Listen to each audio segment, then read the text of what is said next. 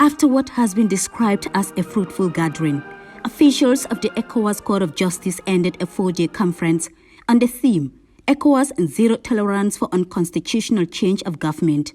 The forum availed participants the opportunity to critically discuss the phenomenon amid worrisome democratic reversals in Burkina Faso, Guinea and Mali, following military takeovers in those countries. Honorable Justice Njibiri B. Ouattara, Vice President ECOWAS Court of Justice, hailed participants for their efforts throughout the forum and called for the full implementation of the recommendations made at the conference to ensure zero tolerance of unconstitutional change of government in the West African countries.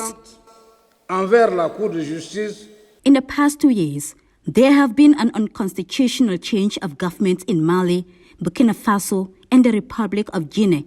These unfortunate developments were said to be a huge setback to the gains registered by ECOWAS in consolidating constitutional order, democratic governance and rule of law since its inception in 1975. Honorable Justice Edward A. Asante reiterated ECOWAS' commitment to the policy, noting that the region's democracy is made fragile by the unfortunate developments in some member states.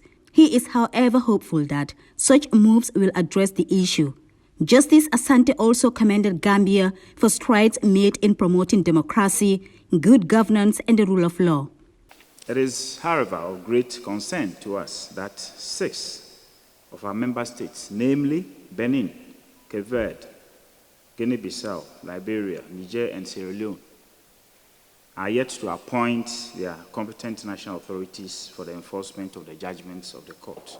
Lord, the Gambia, this is the authorization from the presidency appointing the Attorney General of the country as the officer. Gambia, indeed, we were here in March to talk about this conference, and when we mentioned it to them, they promised to appoint, and therefore they have delivered it to me. In Ghana 2019 at our conference, when I mentioned it to the president, he appointed it.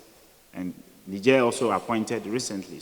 During the conference, experts made detailed presentations on the different dimensions of the ECOWAS security architecture, human rights, democracy, peace and stability, as well as the role of member states in their preservation.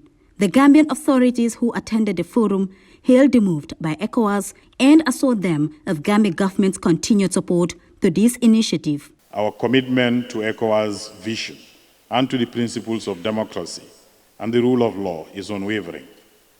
We are ready and eager to provide a platform for such meaningful dialogues and discussions that undoubtedly contribute to the growth and stability of the region. In this regard, I also wish to signal our readiness to host the external sessions of the ECOWAS Court. Our country, known for its warmth, diversity, and commitment to democratic principles, would be privileged to facilitate these essential judicial proceedings. Members finally adopted the report on ECOWAS Zero Tolerance for Unconstitutional Change of Government and commit to its implementation.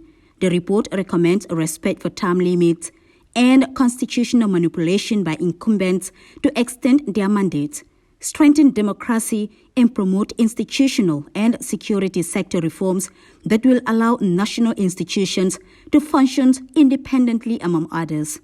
Janke Ture, GRTS News.